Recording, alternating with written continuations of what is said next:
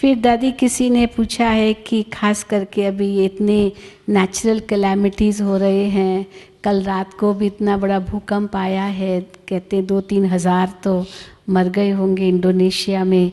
तो ऐसे जो नेचुरल डिज़ास्टर्स आते हैं, प्राकृतिक आपदाएं आती है और उसमें एक साथ कितने मरते हैं, तो क्या हम उनको हम किस प्रकार का सहयोग दे सकते हैं, उनको हम कैसे शांति दे सकते हैं, यानी किस रूप से मदद कर सकते हैं उन आत्माओं की?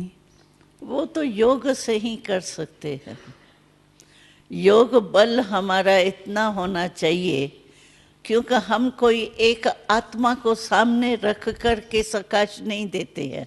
बाबा जो कहते हैं आप सेवा करो, मनसा सेवा करो, तो हम एक आत्मा के सामने शिकल रख करके तो नहीं करते हैं ना। विश्व की सेवा करते हैं तो आत्माओं को ही सामने रखते हैं। इसी रीति से हम योग द्वारा सुख, हमारे में सुख की जमा होगा स्टॉक, तो हम दूसरे को योग बल द्वारा, सकाश द्वारा, वाइब्रेशन द्वारा वो दे सकते हैं।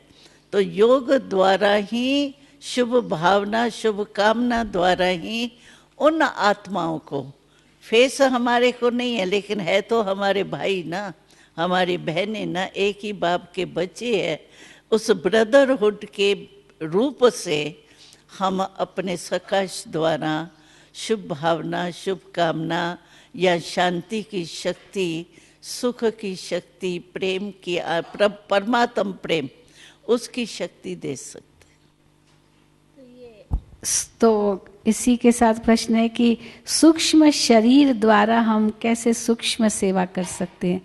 हम भी सूक्ष्म शरीर से सेवा करेंगे, कैसे करेंगे? सूक्ष्म शरीर आत्मा संकल्प द्वारा ही सेवा कर सकती है।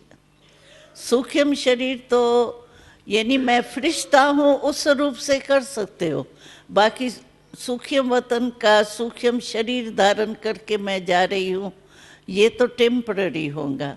लेकिन आत्मा संकल्प शक्ति द्वारा, शुभ भावना भी सूक्ष्म संकल्प की शक्ति है, शुभ कामना भी सूक्ष्म शक्ति की है। तो शक्ति रूप में मैं फरिश्ते रूप में स्थिति में स्थित होके, फरिश्ता माना मेरे बॉडी कॉन्शियसनेस की स्मृति नहीं हो। बाबा ने नहीं कहा था फरिश्ता माना जिसका जो पुरानी दुनिया है उससे कोई रिश्ता नहीं, अपने पुरानी दुनिया के बॉडी कॉन्शियसनेस से भी रिश्ता अलग आत्मा रूप में स्थित होवे और आत्मा संकल्प द्वारा उन आत्माओं की सेवा कर सकती। स्टेज फरिश्ते के स्थिति द्वारा सेवा कर।